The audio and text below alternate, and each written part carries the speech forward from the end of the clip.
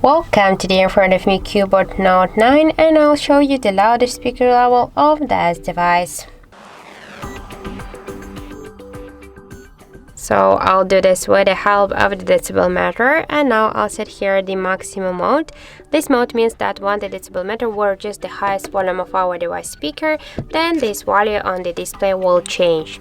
So let's start.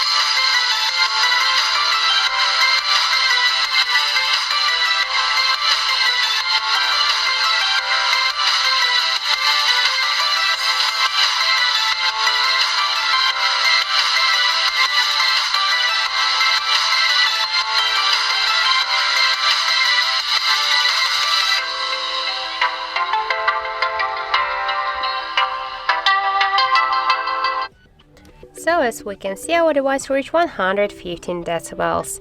That's it, thank you for watching, and if you find this video helpful, don't forget to leave a like, comment and to subscribe our channel.